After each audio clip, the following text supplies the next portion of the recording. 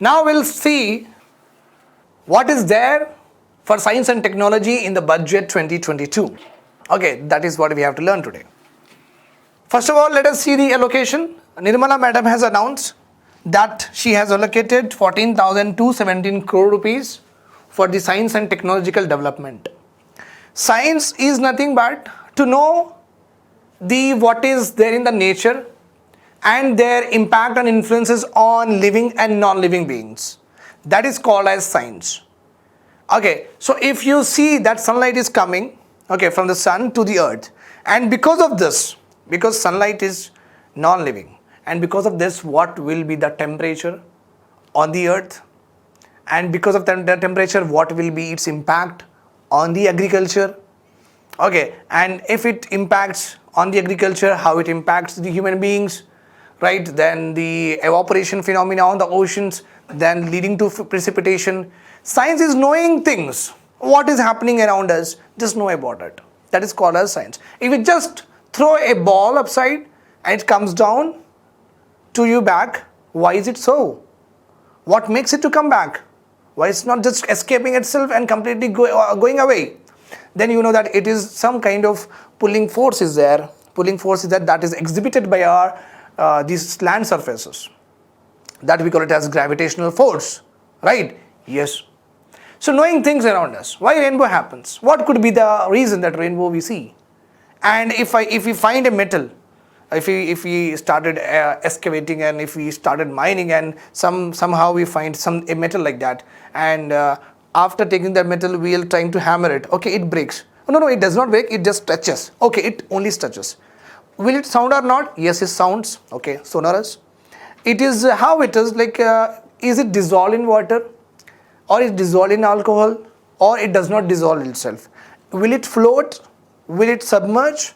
Will it hang or suspend in the water itself? So what is the properties of it? That is called as science. Technology is nothing but using the information that we have got through science for the betterment of mankind. For the betterment of mankind. That is called as technology. Okay. Fine. For the science and technology, 14,217 crores has been allocated by Nirmala ma'am, and this is not increased. Last year little more budget was given for science and technological development, but this year it has decreased by 3.9%. Rupees 6,000 crore for Department of Science and Technology, 2,581 crores for the Department of Biotechnology, 5,636 crore for the Department of Scientific and Industrial Research, CSIR, very famous institution, you should learn about it. And two new projects has been announced. One is Gaganyaan mission, manned space mission. Manned, we are going into space. Manned space mission, 10,000 crores. Another one is Samudrayana. Again, this is also the manned mission only. Samudrayana is also the manned mission only. Remember this point. Okay. This is a mission where the Indians will go into a vehicle with a submersible. Submersible means will go inside, will stay there itself, and do some exploration. What is there in the deep sea? Deep sea means inside of the ocean, very down to the ocean. It's called as deep sea, not shallow sea, not middle sea, deep sea. We try to go and we try to explore about it. That is called as deep sea mission. So Gaganyaan 10,000 crores has been allocated. For Samudrayana mission, 6,000 crores has been allocated. Okay, then in the science and technology we also have 5G. 5G is the 5th generation mobile network. Okay. If you know 1G, 2G, 3G, 4G, what is the difference between 3G and 4G that you will see? 3G will be slow, 4G will be fast. 3G will download slow, 4G will download fast. 3G will upload slow, 4G will upload fast. 3G, the calls can drop. Okay, when you're calling on WhatsApp, not that great. 4G, the call, etc., communication will be perfect. You can understand that when you go from one generation to another generation, you will see what? More quality in every aspect. More quality in every aspect. I mean, data transmission, I'm talking to you from here to there. For 3G connection, WhatsApp call I'm doing to you. Okay, so my communication with you, information with you is passing very abruptly. But for 4G, you are doing very, very good. Right or wrong? So data transmission will be apt, efficient, quality. There won't be any drop at all. Okay, so as we move from one generation to another generation, you will see increase in the quality of all the parameters. It is a new global wireless standard after 1G, 2G, etc., so and so forth. 5G enables a various kind of network that is designed to connect virtually everything. It's camera. I will just, while speaking to you, I may just say that, okay, off the board, it will off. I'll just say that I just want to go out, so just put on the geyser. Okay, I can tell in my mobile, put on the geyser. The data will transmit to the geyser. Geyser will have a button. That button will switch off. Switch on actually. And when I'm going back, it will switch off also. I can put a timer. So virtually on everything. Okay.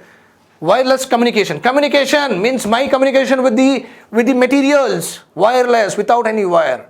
So that tasks and activities have to be done. Okay, at ease. Okay, so 5G will altogether open a new arena where you will find lots of communication between us and between the materials with the help of what? Any wire. Without the help of what? Any wire. Okay, so budget 2022, 5G spectrum auction to be conducted. Very, very nice. Let us see who is going to buy this one. Airtel, Jio, who is going to buy this 5G and which SIMs will be launched. 5G SIMs will come from the which network, we will see it.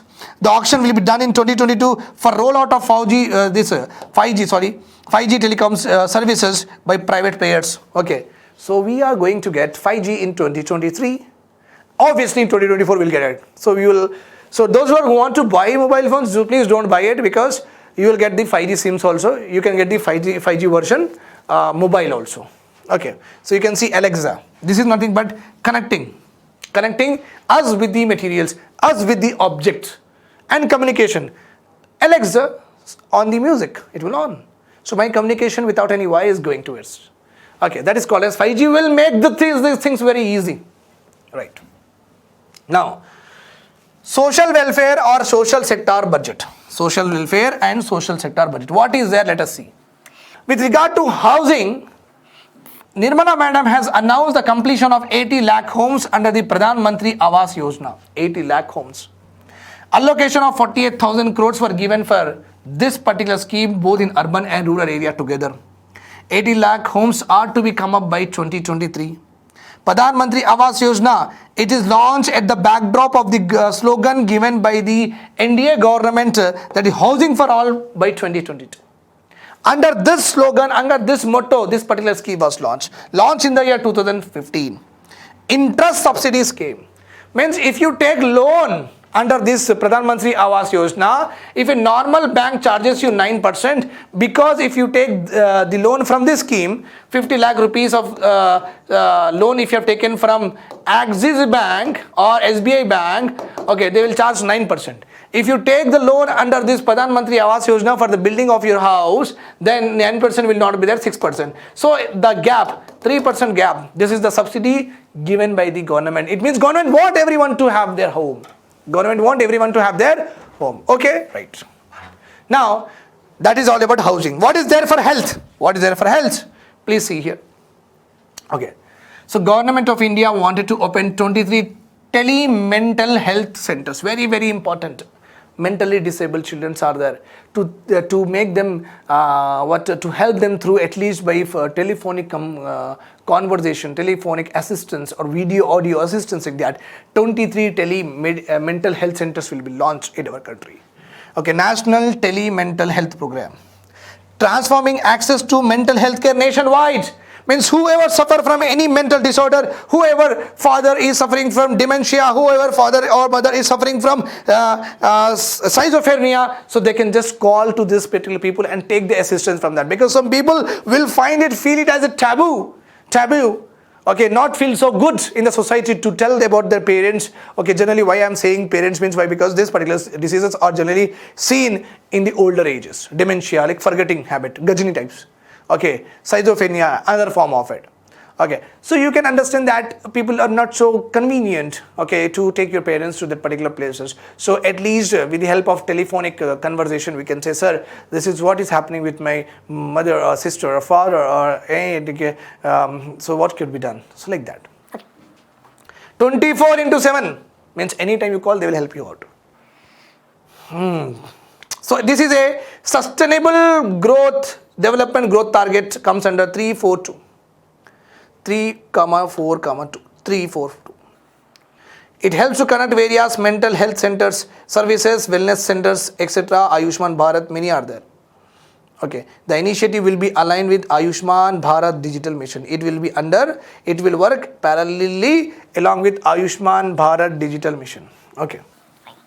National Tele-Mental Health Programme will ensure access quality call will be there. They will not advise you just like that. Quality, standardized and free 24/7 mental health services to all. It will play a very crucial role in bridging a major gap in access to mental health care. So normal health care, if you are having any fever, if you are having any disease, if you are having any cough, if you are having any cold, n number of hospitals are there, n number of clinics are there, but anybody is suffering from a mental health disorder, okay, taking them, so you just find in the Google, it will show you it is very, very far. There is a lot of gap is there. That these kind of clinics and hospitals are handed means the mental health centers are not even 1 and 2 in a particular area also, in a particular city also, not even 1 and 2 you will find it. So there is a lot of bridges there between that hospitals and these hospitals, and lot of people nowadays are having this because of the nuclear families, because of the living in alone, okay, because of the living alone issues with regard to their job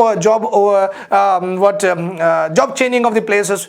Okay, they are living alone. Okay, people are suffering. The high class people, the students, their sons are going away from the homes. Okay, living in boardings, etc. So they are suffering from this kind of mental disorders.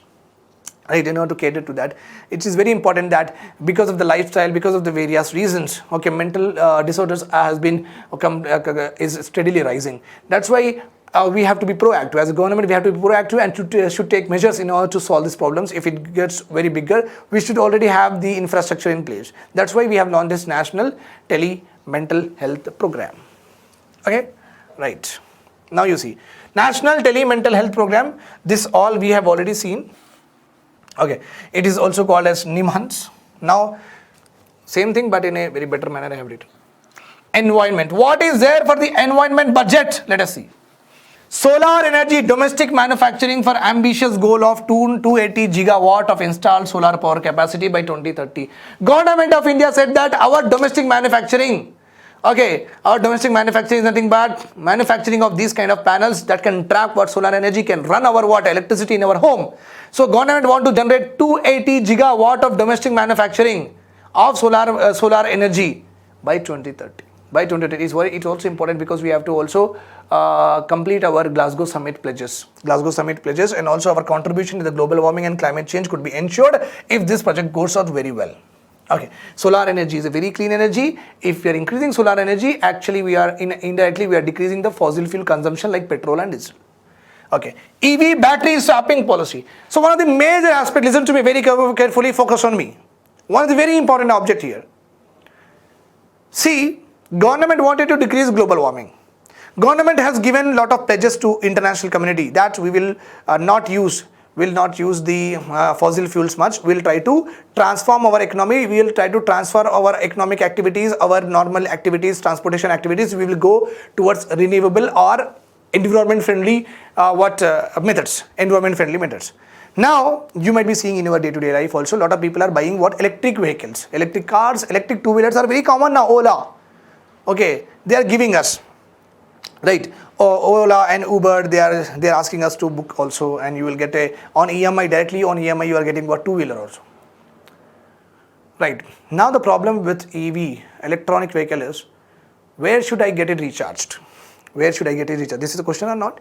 Like just like if I am out of petrol, I'll go to the petrol pump and get my petrol filled and I'll continue my activities. What if I'm going on a bike and I wanted to, my battery is little bit less and I wanted to charge it. So where should I stand for hours and hours? Is it possible? Not possible, right? So, and charging facilities to be creating, nobody is interested. Private players are saying that, okay, this will not work. Charging facilities. Okay, you put your EV battery, okay, electrovoltaic battery, you put there, and battery you put, okay, it will charge, you stay, and just like you are, like that particular person will charge you something, like 200 or 300 for charging like that. 200 or 300 for charging like that. Okay, so it may run for 2-3 days, again you have to charge again. So it's very difficult that in the city you have, along with petrol pumps, this kind of charging points to put. It's very difficult. And private players are not interested to invest in that also. Government said that, okay, this is a very big hurdle. Let us have a EV swapping policy. My battery is completely drained. I go to the particular place, okay, just like a petrol pump. Sir, take this, give me the new one, give me the other one which is charged. So this is called as EV swapping, the battery swapping. I give my battery, they'll give me the full charged battery to me. This is called as EV swapping policy. Okay. Sharp rise in the electric two-wheeler manufacturers is there in our country. Increase in EV adoption because of education, etc. People want to buy electric things. India's EV infrastructure is in near future is very, very bad. Urban areas are very congested. You cannot have charging points everywhere. Okay, because it requires space. So better is that you go for what? EV swapping. You go for EV swapping. Right. Now let us see the agricultural budget 2022 to 2023. What we have. Okay, and what Nirmala madam has given to us, given to the farmers especially, okay, in 2022 to 2023 budget. Basically, the government of India is interested to promote natural farming. Natural farming, in another way, you can also call it as organic farming. As you all know that what is the meaning of organic farming? The farming, the agriculture activity, if you are doing, okay, with the help of organic fertilizers, okay, remember this point here again, fertilizer does not mean, okay, chemical fertilizer. Fertilizers are nothing but that can enhance the nutritional value or that can supply the nutrients to the plant. That is called as fertilizers. In fertilizers is a generic term. Fertilizer is a generic term. Within it, you are having chemical fertilizers, you are having organism like organic fertilizers. Right. So chemical fertilizers, the government of India is not interested to promote, and government of India is interested to promote what? Organic farming, means the farming that is done with the help of what? Organic fertilizers, or you can say non-chemical fertilizers, or you can say by adding the fertilizers to the plants, okay, with the help of remains of plants and animals, compost, manure, so and so forth. Right. So that is called as organic farming. Okay. So they have mentioned in this way, chemical free. Nowadays in urban Hyderabad, in majorly urban areas, in the cosmopolitan and the metropolis cities, these organic products has been in high in demand. Like people like you and me who are living in Hyderabad, we generally go for what? Farm fresh, okay, organo market, like that. Okay, nothing but we are here trying to change our lifestyle from a chemical to a chemical free product consumption. So natural farming, organic farming will be promoted across the country as government has told, with a focus on agricultural land. Especially near river Ganga. It is also very important, my dear students, because you know that Ganga is very much contaminated, has lots of chemicals, and we are also running a scheme called as Clean Ganga Mission. Okay, Clean Ganga Mission, but you know that mission has been launched since decades, but it is not, we are not able to get through the this mission, okay, 100%, right? So another reason is this Ganga, wherever it flows, okay, the states, whatever it flows, that states are having what? Perennial rivers. Okay, emerging from what? Himalayan mountains, Himalayan ranges. So these rivers are perennial, means it flows throughout the year, and that particular region, especially I am talking about this region, here is our Ganga, and lot of rivers are there which are originating from Himalayan ranges. So this area is generally having what? A continuous supply of river water. That's why here agriculture is very intense, and agriculture is very predominant. Even in Punjab, why it is so, means you know that all the 5 Panchnad of Indus, Ravi, Jhelum, Chenab, Ravi, Beas, Satluj, all of these also flows in what? Punjab and Haryana, like that. So that is the reason when you are having continuous source of river, agriculture would become your main occupation. That's a very common thing. And when you are doing agriculture, okay, if you are using more and more chemical fertilizers, that chemicals will go and mix into the rivers or not? Yes. That particular, okay, chemicals will move into the rivers or not? Yes. And especially Ganga, as it flows through many states, the agriculture which is done around the Ganga, basically predominantly chemical dominant agriculture. Because of that, what is happening? The contamination of river Ganga is happening.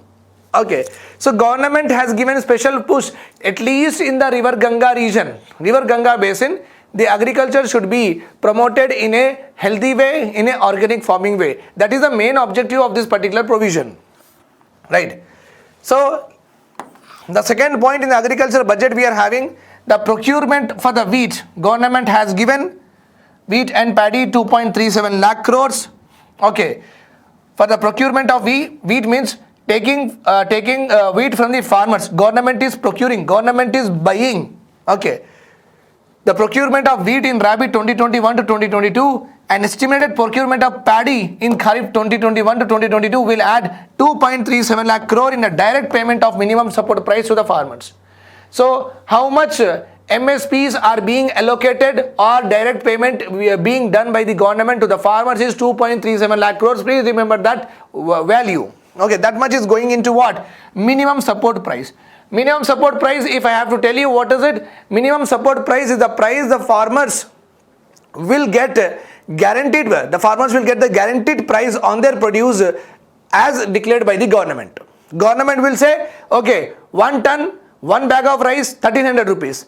2 bag of rice, 2600 rupees. Like that, government will fix the prices of various crops. Okay, limited crops only, 24 crops are there in that. Okay, 20 or 22 or 24, it could be any of that, but government fixes, okay, minimum support. Means government says to the farmer that you grow the crop, we will give you minimum support. This minimum support is nothing but will give you minimum money to your produce.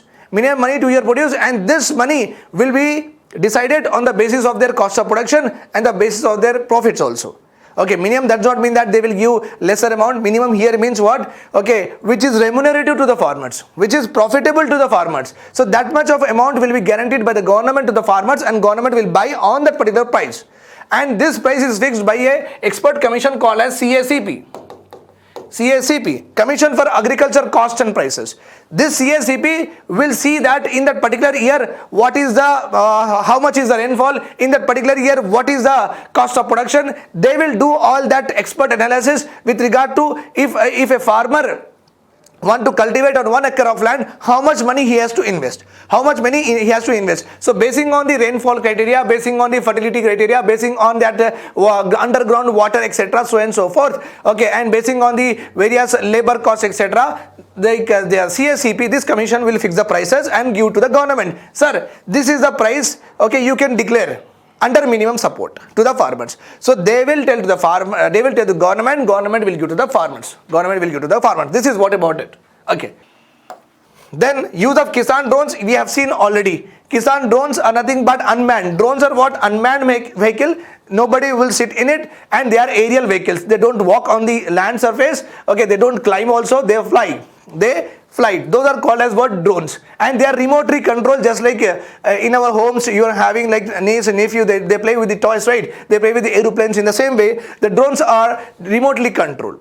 Okay, and these drones can able to give us vast applications in the agriculture field. With the help of drones, you can spray fertilizers. With the help of drones, you can irrigate your land. With the help of drones, you can manage the temperature and fertility conditions of your soil, so and so forth. So many are there. And most important aspect of drone is, see, if I want to irrigate 10 acres of my land, it is impossible for me. I cannot do by myself, and I have to hire some laborers to do that. The same thing with the fertilizers also. The same thing with the pesticides also. I have to hire the laborers and I have to do this application of these pesticides or fertilizers in my 10 acres of land. But if I buy a drone, which is like not that costly also, if I buy a drone of like 40,000 or 50,000, okay, I can eliminate the labor cost. I don't want any labor. With the help of that remote, I can properly do the application of fertilizers, pesticides. So my money will be saved, my time will be saved, and if I do by myself, okay, I have to go through all the 10 acres, and in the scorching sun, it is very hard. It will be a lot of sweat and lot of hard work will be there. But with the help of drone, it's very easy. It's very easy. So my hardships will be decreased. Got it? Yes. Fine. Now we are having, so how much budget is allocated? 4.4% for the year. Budget is allocated 2022-2023. No mention of Union government's ambition plan to double the farm incomes. Okay, Government of India, the present India government has promised that we are going to double the farm income by 2022. But as you know that 2022, we are in a 2022 only, and that particular objective has not been completed. So they have not mentioned at all. They have not mentioned at all. You can say that they have failed in doing that particular objective. Okay, then another scheme has got 400 crores were given in the last budget, but this budget 2022 to 2023 budget, okay, only 1 crore is given. Okay, what is that? Pradhan Mantri Annadata Aya Sanrakshan Abhiyan. Pradhan Mantri Annadata Aya Sanrakshan Abhiyan. This scheme has got only 1 crore. Before it was given what? 400 crores. 400 crores. Fine. What is this scheme? This scheme was launched in the year 2018. This scheme has having 3 important objectives, my dear students. One is, with the help of this scheme, government want to increase the agriculture productivity. Productivity means 1 acre 10 tons. 1 acre 20 tons. Means in the same area more production. This is called as agriculture productivity. This is called as agriculture productivity. So the 3 components of this particular scheme is government will help the farmers to how to increase their productivity. Okay, how to reduce their cost of cultivation.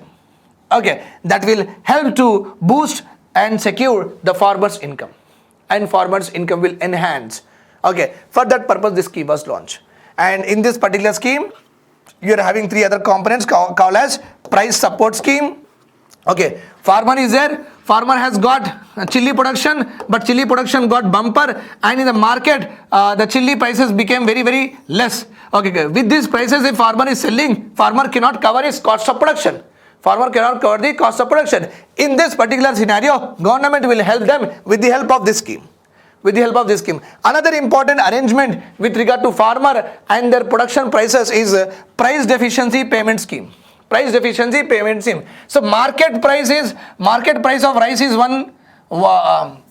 market price of rice, 1 kg rice is 45 rupees. Market price is 45 rupees, 1 kg of rice. But farmer cost of production of the same 1 kg is 55 rupees. Okay, but market, the people are buying for 45 only, otherwise no takers are there. But the cost of production of farmer for the same 1 kg of rice is 55. So what is the gap? 10 rupees gap is there. The 10 rupees will be paid from this particular scheme to the farmers. Okay, price deficiency payment scheme. Price deficiency payment scheme. And the third one is pilot project on private procurement and stockist scheme. It is especially for oil seeds. Okay, you know that India imports oil. Being an agrarian economy, being an agriculture dependent economy. Okay, India is not self-sufficient in the production of what? Oil seeds. With oil seeds are nothing but the coconut oil, sunflower oil, and also in the pulses also we are deficient. Pulses also we are deficient, but this particular scheme is mainly catering to what? Oil seeds. We are importing oil from other countries. Okay, so government has launched this scheme. I am a private player. In order to ensure continuous supply in the market, government what has done is see the private players. Government say that private players, okay, you can procure from other countries and keep the stock with you. When there is a price rise is there, you please release the stock. So we will give you the amount like that. So in order to maintain the inflation with regard to this oil seeds, this particular scheme was launched. Right. Then we are having Pradhan Mantri Fasal Bima Yojana. February 2016 it was launched. Okay. So how much crore were given? 15,005 crore were given under this scheme in this latest budget. What is this scheme? This scheme is a crop insurance scheme. Okay. This scheme is a crop insurance scheme. So if suppose you are a farmer and you have cultivated the crops on your 10 acres, but what happened? Cyclone came and destructed your total crops. In that scenario, who will compensate? Who will compensate? So this scheme will be compensated. This scheme will compensate. Okay, it will be compensated with this particular scheme. So like that, many aspects are there by which our crops can get damaged. So whether it is pre-sowing, okay, or post-harvest. Pre-sowing or post-harvest. Suppose a agricultural land is there a flood happened, okay, and total land area of that particular village has been inundated with water. Okay, this much 2 feet of water is there in the land area of all agricultural land area of the farmers in the village. So how can they cultivate? They cannot cultivate. Even before sowing also this scheme will be applicable. After sowing and after the germination of crops, after the production of crops also, if anything happens to the crops, then also this scheme will be applicable. Okay, so a insurance scheme for the farmers, okay, to secure them livelihood, to secure their livelihood. This scheme will run on area approach basis. It will be properly assessed according to the area. It's a voluntary scheme, my dear students. If you want it, if the farmer is willing to be a part of this scheme, they can be a part of this scheme. If he is not interested, he can opt out of this particular scheme. It's not mandatory. It's not mandatory. Like that, insurance in our country, is it mandatory to have insurance for all of us? We are taking or we are not taking. In the same way, pension, are we taking? We are taking or we are not taking. So voluntary basis, this scheme will also run. Okay. Next one is Kisan Rath app. During the pandemic, what happened? You know that there was a large problem with regard to logistic. Logistic, nothing but supply and movement of what? Goods and goods, agricultural goods from one location to another location across the country. Across the country, there was a lot of problem was there. So Government of India, in order to ensure the continuous supply of these food grains, okay, across the country, okay, during the pandemic period, has launched Kisan Rath app. Kisan Rath app. Here, Kisan Rath app, it's an app. It's just an app, just like a Amazon, Swiggy app. In that Swiggy app, you will see different restaurants. No, in the Kisan Rath app also, you will see different transportation private players will be there. Okay, Shujat sir also will be mentioned here. You are also mentioned here. Everyone will be mentioned here. Okay, we will give support. We will give support of logistics. If any farmer want to go from Telangana to Maharashtra, so he can take my service. Okay, I will go to his farm gate. I'll go to his home, a bag or agricultural land. I will collect all his produce and I will transfer it. So it is a privately run. Okay, Kisan Rath app. I remember this point here. Okay, so it was launched by Department of Agriculture Cooperation and Farmers Welfare. The concept I have already told you. This is the app. It looks like this. Okay. So developed by National Informatics Center. Okay. Provides for transporting agriculture produce using Kisan Rath app, mobile app. Fine. Then Pradhan Mantri Kisan Samman Nidhi Yojana. Just like we are having in Telangana Raitu Bandhu scheme, on the same lines of Raitu Bandhu scheme, the Government of India has also launched Pradhan Mantri Kisan Samman Nidhi Yojana. It is a investment support scheme. Okay, it is a investment support scheme. A new season will come. Farmer should have some money with his hand or not, to start the sowing, right? So for that purpose, this particular scheme was launched. You can see here, direct income support of 6,000 will be given per acre. 6,000 per acre will be given to the farmers, and in 3 installments, 2,000, 2,000, like that they will give. 2,000, 3 installments they will give. Okay, this scheme is effective from 2018. Pradhan Mantri Kisan Samman Nidhi Yojana. This scheme will be applicable to farmers which are having area up to 2 hectares. This particular scheme will be directed to this particular, okay, hectare, limit of hectare. Direct transfer of money into their bank accounts, common sense. Fine. Okay, this is the scheme. And how much money has been given in this particular budget? PM Kisan has got 68,000 crores. PM Kisan has got 68,000 crores in the latest budget. Apart from that, for the development of agriculture infrastructure like irrigation, dams, channels, okay, mandis, etc., government has created a separate fund called as Agriculture Infrastructure Fund. To this fund, 500 crores are allocated in the latest budget. 500 crores are allocated. Please remember this. This is a separate one. Right. Rashtriya Krishi Vikas Yojana, a very old scheme, still running. Launched in the year 2007. The main objective of this scheme is the overall development of agriculture sector. Overall development of agriculture sector means there the farmers should be benefited, their agriculture should be benefited, their rural development should also happen, their market should also be there, connectivity should also be improved. Okay, overall development of agriculture. Productivity should also be improved. Okay, continuous soil quality should be preserved, like that. So Rashtriya Krishi Vikas Yojana, nothing but National Farmers Development Mission. Okay, the program has been restructured to include the following schemes. As I have told you that Pradhan Mantri Krishi Sinchai Yojana, it is to develop irrigation across the country. across the country. Then Param Pragat Krishi Vikas Yojana. This is related to organic farming. Sikkim is the first declared organic state of our country. Means in Sikkim, all the farmers are using what? Organic fertilizers only. Organic fertilizers only. So that's why Sikkim is called as what? Organic state. Okay. National project on soil and health fertility. As I told you that soil conservation and preservation will also be done. Overall development of agriculture means every part will come. Rain-fed area development and climate change. Rain-fed, the area which is generally in the area in which the agriculture will happen only when rainfall, during rainfall season. In other season rainfall is not there. The agriculture will be very much dependent on what? Artificial supply of water, nothing but dam supply of water. Nothing but dam supply of water. So how to develop such areas which are rain-fed? Rain should feed the river. Then only agriculture is possible. If rain does not feed the river, agriculture is not possible. Right, that is called. Submission on agriculture mechanization, including management of crop residue. This is also included in that. So this Rashtriya Krishi Vikas Yojana, the total budget allocation was given 10,433 crores. 433 crores. Okay, then miscellaneous, let us see. Bigger budget. The FM presented a budget of 39.4 lakh crore for this year. Okay, 2022 to 2023. And this budget mainly focus on what? Okay. Infrastructure. Capital expenditure has been done for the creation of infrastructure. Government want to create more assets. Okay. More metros, more roads, more dams, more mandis, more markets, more transportation, more railway tracks. That is like bigger long-term expenditure government is interested. Fiscal deficit target, very, very important.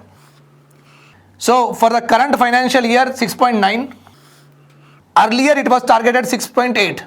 But it has reached to 6.9. Means whatever we targeted 6.8, it is more than that. So fiscal deficit target we have not met. So we failed in that. For the next fiscal year, means 2022 to 2023, we have put a target of 6.4. Okay, lesser than that. Let us see we will get or not after next year. Gross borrowings of the government was raised to 40%. Gross borrowings, 40%. 14.95 lakh crore. Okay. Please remember that percentage and the amount. Atmanirbhar Bharat. Under Atmanirbhar Bharat, 2,000 kilometer of network will be bought under the Kavach. Okay. The indigenous world-class technology for the safety and capacity augmentation. Atmanirbhar Bharat. Okay. Kavach is nothing but you can understand that Atmanirbhar does not only concentrate on one sector. Atmanirbhar means agriculture you have to be Atmanirbhar. Okay. And industrialization you have to be Atmanirbhar. In service sector you have to be Atmanirbhar. In technology development also you have to be Atmanirbhar. So in everything you have to be Atmanirbhar. So it's a Kavach. Under this Kavach 2,000 kilometer of network will be bought. Okay. And by using world-class technology for safety. Let us now go with e-governance. So Government of India decided to set up 75 digital banks in 75 districts. 75 districts are getting 75 digital banks and they are established by scheduled commercial banks. Scheduled commercial banks are those banks which are mentioned in the second schedule of RBI Act of 1934. RBI Act is there. Okay. Some pages is there within the Act. In that Act document, Schedule 1, Schedule 2, Schedule 3, just like how we are having in the Constitution. No, in the same way, the RBI Act is also divided into some schedules. If any bank name is there in the second schedule, okay, all that banks are called as scheduled banks. There are the banks which are non-scheduled, that kind of banks are not there. Either we have scheduled banks or we don't have banks itself. Okay, so if any question comes in future that, okay, this Union Bank of India is the first non-scheduled bank, there is nothing like that. Non-scheduled banks will never be there. Only scheduled banks are there. Or some other banks are there like payment banks, custodian banks. Okay, that is another matter. But the proper banks, these are proper banks, there are none. No bank is there in the non-scheduled banks. All are scheduled banks only.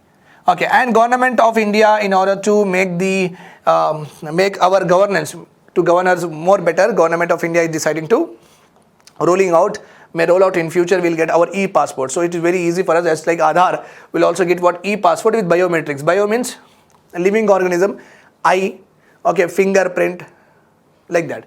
Biometrics. Metrics is nothing but measurements of our biological reflective index will be there, all that. So e-passport with the biometrics will be rolled out in this year. That is what about e-governance. Thanks a lot for hearing to me. Have a nice day ahead.